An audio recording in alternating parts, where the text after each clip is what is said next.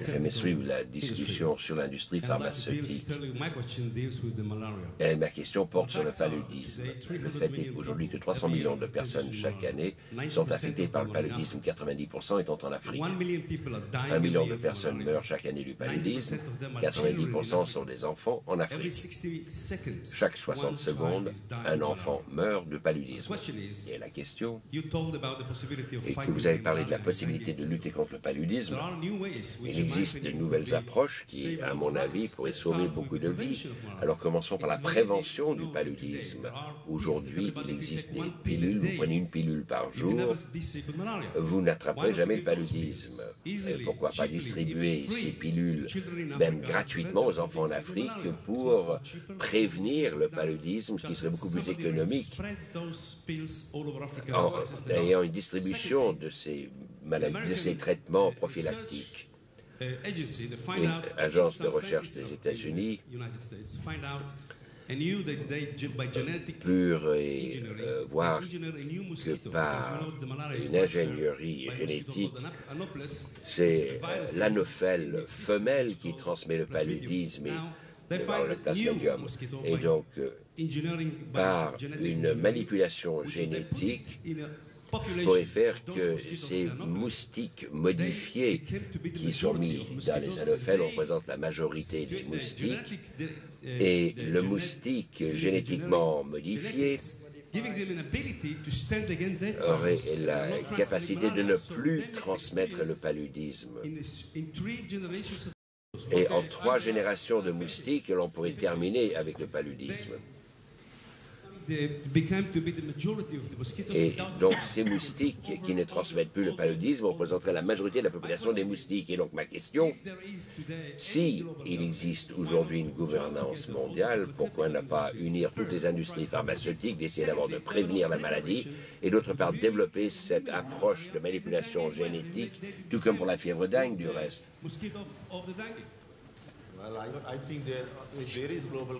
S'il existe une gouvernance mondiale, nous ne la voyons pas. Ça, c'est certain. D'autre part, vous parlez du paludisme. Certaines sociétés dans le sud-est asiatique, même des maladies comme le diabète, a pris les proportions d'épidémie parce qu'il n'y a pas assez d'éducation sur la maladie ni comment prévenir cette situation.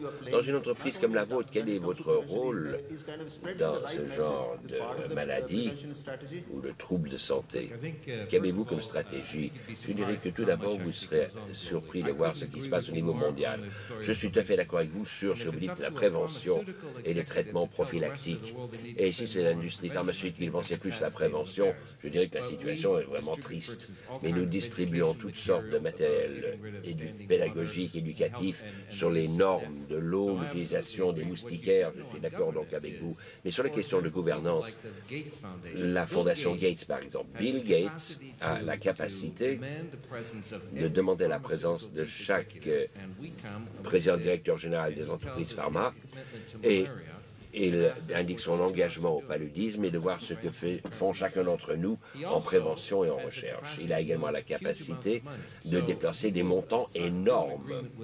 Donc il signera un accord avec une entreprise pharmaceutique où il a un financement de la recherche en réponse pour un produit à marge faible. Et cela se produit, non pas nécessairement par le biais des Nations Unies, mais cela se produit quand même. Just a word on malaria. Speaking of DDT, you know that the environmental law comes from a Long Island ecological group because DDT endangered wild falcons in New York State. And it is the DDT ban which led to an explosion of malaria. So before speaking of medication, you need to speak of insecticides. And that's why dengue fever has reappeared. Because the pharmaceutical industry is subject to such constraints in terms of insecticide, they no longer manufacture insecticides. So I'm happy to see dengue fever, chikungunya reappearing in the south of France, simply because no more insecticides are used. You talk about the Asian hornet, which is present in the south of France.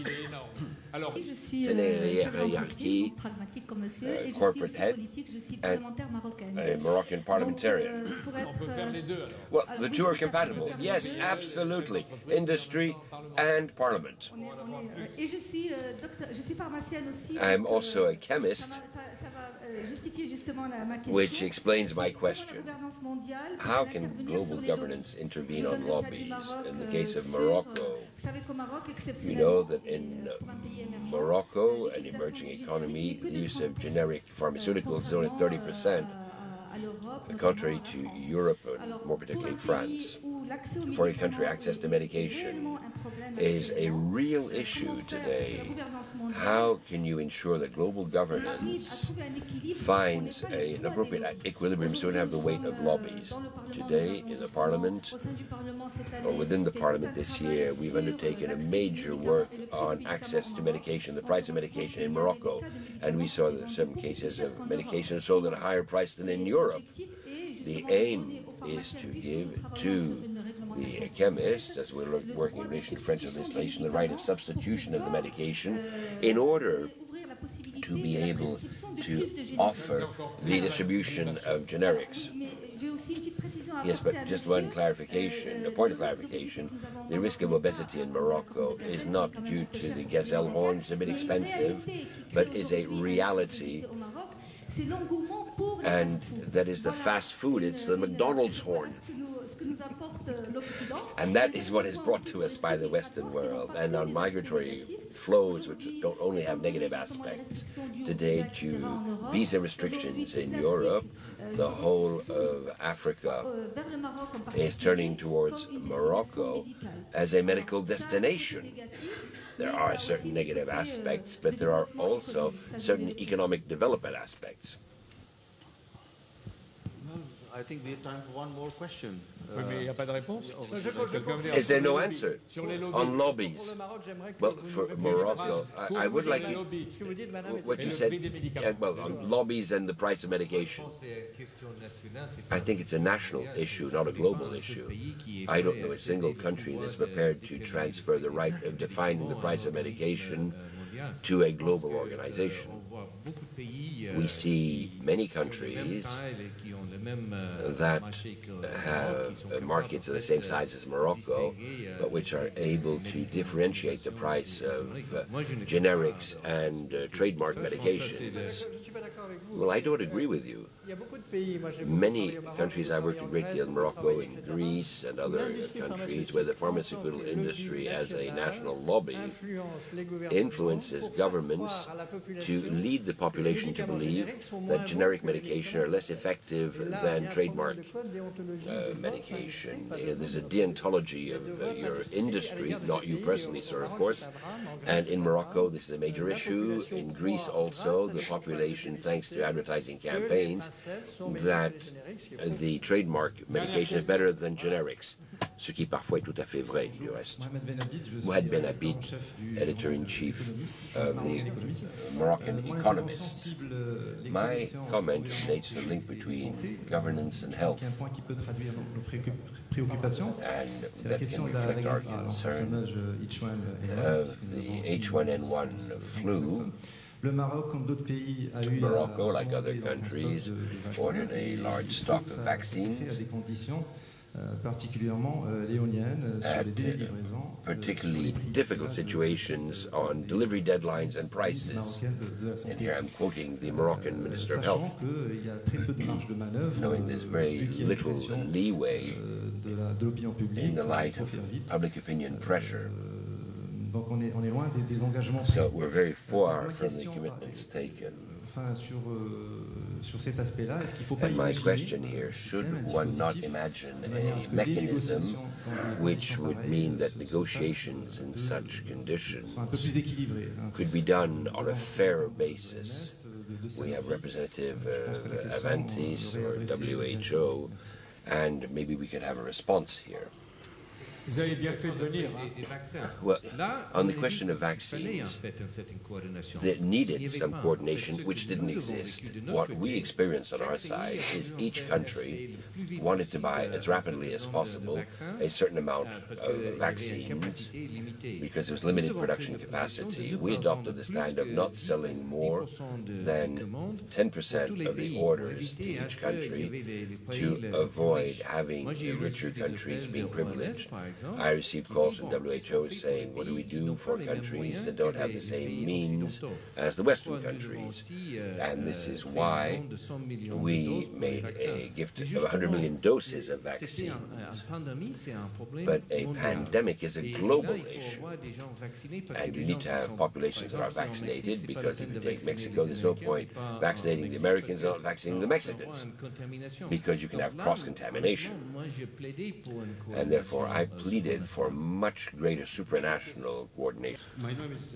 Mo Ibrahim, Moi Ibrahim, Mo Ibrahim Foundation, de la British Fondation Ibrahim, Sudanese origin. I really wanted to just anglo-soudanais. small statement on the issue of immigration. Juste un point sur I don't l'immigration, think really we covered that area parce well que je here. ne crois pas que ceci ait été suffisamment I traité. think I'm J'ai, astounded at je suis the extrêmement surpris low quality of debate du dominated by niveau xenophobia très faible du débat sur la xénophobie dealing with immigration. que l'on constate en Europe Europe. in 20 or 30 or L'Europe, 40 years time, dans 20 ou are we 30 ans, taking a look at that? de quoi We, aura l'air l'Europe? in Europe, are an aging, En Europe, graying nous sommes continent. un continent vieillissant. Who is going to pay our pensions? Qui va Who's payer gonna nos pensions? support our welfare state? Qui va We see financer a huge l'État divide bien-être? Growing. Et nous voyons un Divide fossé qui se between creuse young developing countries entre and aging les jeunes dans les pays en développement et le vieillissement dans les pays développés. Quel sera l'impact de cette situation sur l'Europe? Messieurs, dans 20 ans, j'espère que vous serez tous encore en vie. Il y a quelques années, 7 personnes payaient 2 personnes retraitées. Dans 20 ans, qui va payer vos factures d'hôpitaux? Qui va payer vos pensions? Avons-nous un débat vraiment réfléchi ou est-ce simplement dominé par les sujets qui font les manchettes de la presse en regardant les sondages au lieu de réfléchir à la situation à long terme? Et où se trouvera ce débat chez vous? Thank you very much, Mr. Mo Ibrahim. Ce n'était pas le thème du That débat. wasn't the theme of our debate. Porté, The issue vous illustrez, that you est un débat have très profond pour raised toutes les is a sociétés. substantive issue for all Western Et societies puis elle concerne aussi des pays comme le vôtre. and also concerns countries such as yours because you're welcoming African populations come for medical care with a positive aspect. And I hope there are only positive aspects, but it's also true, you may have noted, that the xenophobia phenomena is growing and racism also in Europe, in the US, including in my country, which we deplore. Ce sont des problèmes qu'il ne faut pas aborder But avec these are démagogie. issues that can't be dealt with in demagogic terms. Vous ne suggérez pas que toutes les populations, You're not suggesting les that jeunes all populations populations des or pays younger sous-développés populations of developing viennent, countries should dans les pays all d'Europe, move into créer une European crise. countries. You generate an even worse crisis, even if we need to renew the French population or labor force. Oui. One last word. Just say with respect to Je dirais qu'en ce qui concerne l'immigration, one could imagine a very que l'on pourrait constructive imaginer international conversation on the un subject débat of international the constructif preconditions which sur les give conditions rise to préliminaires qui amnesty. permettraient And one can imagine de what those générer would une be. situation A d'amnistie, certain period of time in the une countries, certaine période de already temps access de to présence dans le employment, pays, perhaps accès à involvement in the l'emploi, education system, participation and a dans le network système of, éducatif family connections where et you're not un only réseau de liens having to send familiaux back one member où of vous the n'avez pas family, renvoyé un membre leaving the d'une children famille, behind. laissant That's les some of enfants the comme more orphelins, egregious consequences of the ce qui serait une insensitivity des we now see conséquences de to it. l'insensibilité des situations qui existent. C'est peut-être avec constructif, et à ma connaissance, je ne connais aucun exercice de ce type, mais ceci pourrait être économique et humain. Toutes les études faites sur la contribution des immigrants illégaux aux États-Unis sont arrivées à la même conclusion qu'ils représentent une contribution positive à l'économie. Un point. Je clôt mon cas. Voilà, merci à vous Well, tous. thank you very much to all. We have tried, as indicated, to deal with this issue without any hypocrisy. The theme of this debate is the first session. Others will be taking place. You can see the interest of the WPC. Thank you all.